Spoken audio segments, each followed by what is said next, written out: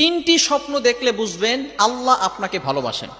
ভালো করে বুঝেন, তিনটি স্বপ্ন যদি আপনি দেখেন বুঝবেন যে আল্লাহ আপনাকে মহব্বত করেন, আল্লাহ আপনাকে ভালোবাসেন। রাসূল সাল্লাল্লাহু আলাইহি সাল্লাম স্বপ্ন দেখেছেন এবং স্বপ্নের মাধ্যমে আল্লাহ রাসূল সাল্লাল্লাহু আলাইহি সাল্লামের কাছে ওহী এসেছে এবং আল্লাহ রাসূল সাল্লাল্লাহু আলাইহি সাল্লাম নিজে বলেছেন যে স্বপ্ন হচ্ছে ৪৬ ভাগের এক ভাগ।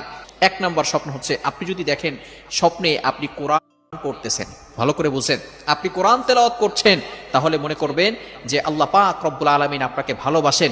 দ্বিতীয় নাম্বার স্বপ্ন হচ্ছে যদি আপনি দেখেন আপনি গোসল করতেছেন, তাহলে মনে করবেন যে আল্লাহ পাক রব্বুল আলামিন আপনাকে ভালোবাসেন। ইবনে সিরিন রাহমাতুল্লাহি আলাইহি উনি বলে দিয়েছেন এর ব্যাখ্যা হচ্ছে আল্লাহ পাক রব্বুল আলামিন আপনাকে পবিত্র করতে চাচ্ছেন। তৃতীয় নাম্বার হচ্ছে যদি আপনি স্বপ্নে দেখেন যে আপনি নামাজের মুসল্লায় বসে কান্না করতেছেন, আল্লাহ তাআলার কাছে তওবা করতেছেন, ইস্তেগফার করতেছেন, তাহলে আপনি কি করবেন?